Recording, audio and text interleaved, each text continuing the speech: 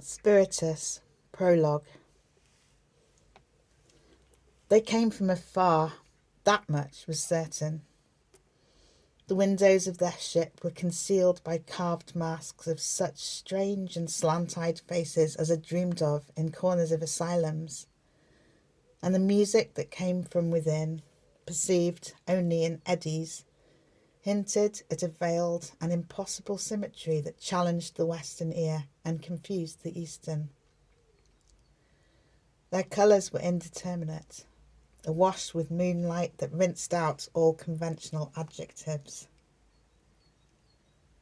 Their flickering gaff-rigged sails twisted in the cold wind, truncated triangles atop the masts that suggested pale flames.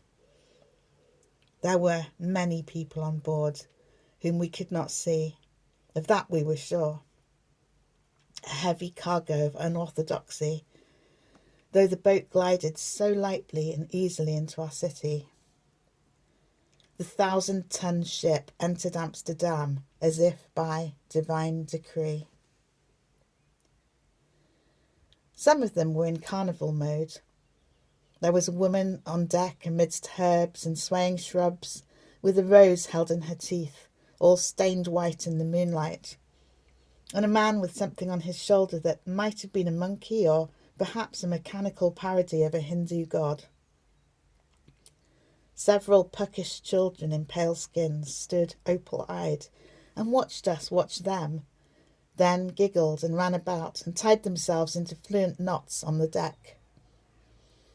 Under the impartial eye of whatever gods rule us, these scraps of humanity had the look of helices of pale DNA in a moonlit lab, child chains of desolation, symptoms of the limitless creativity of the universe, at once so precise, yet so random, like their perfect little hands thrashing around, tickling and pinching as their base instincts dictated.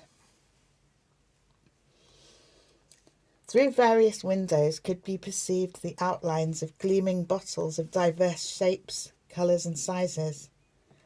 A panorama of temptation, such as the most glutted and ancient of cities would still find rare.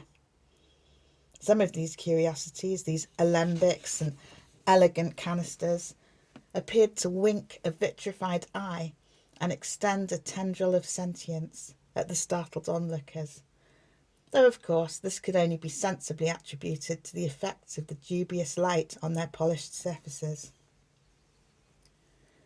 From what exotic apothecaries these elixirs had been extracted it was impossible to tell, but a yearning to sample them soon infected us. Their music, too, we craved in great measure, for its elusive cadences seemed poignantly to express the transience of man, his hopelessness, and yet the redemption that might come from these refined and sublimating sentiments captured in the man-made beauty of the arts. Certain pure souls and devout citizens surprised themselves by following this vessel along the waterway in preference to their original destinations. And for much of the night, the human tide that moved alongside the water was as wide and darkly liquescent as the river itself. There were streaks of cloud like shredded swabs cast about the black sky, and the Amstel churned like a hurdy-gurdy, and the waters grew choppier still as the ship sailed further into the canals. Bridges glided open before them, exposing their underbellies and making the bleary orange traffic stop in queue. The boat hypnotised the water like an organic thing, like a whale whose radar affects the intimate structure of his element and causes it to alter in conformity with his will. And, indeed, there was something of the feeling of a whale being suddenly in our midst, and some of our citizens checked the sky for portents, instinctively scrying for comet and eclipse, for it is our national habit to read the heavens when the water brings new ciphers on its tides. During this ingress, their captain sat on deck with a pipe, his antiquity contrasted by a ready strength, his sepulchral hair half hidden beneath a tricorn hat, his features cowled by shadow, making dreams out of smoke. Although we could not smell it, we knew that the mist drifting through the boat was as sweet as it was limber, and from the shores it seemed to slide into fantastical shapes of chimerae like those featured on our medieval plaques, but of greater virulence, for they could fly and fight and bite each one, and other insinuations of shape and symbol.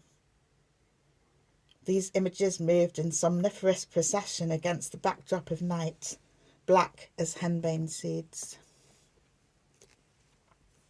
When we awoke, in the morning or afternoon, depending on our jobs and dispositions, we found that there was a new construction near Oudkirk, the church with gargoyles roasting in its eaves. The church built by my forebears in 1334, now at the very heart of the red light district. The new enterprise stood on an extended platform in the glistening water near Needle Bridge. Its legs and walls were teak. Its hold and many ladders were made of black juniper from South Tibet. Some said the gangplank was crafted from the rare hardwood found only in the Indus Valley of Kashmir.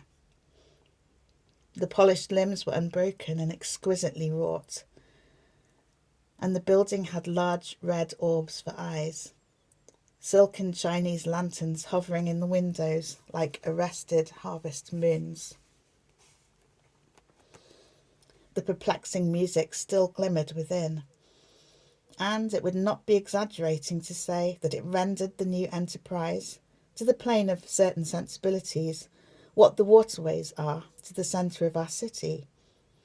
For a vast network of concentric and radial canals seemed to lead to it, every one, and all of our gates were open and all of our sluices flowed freely about its hull.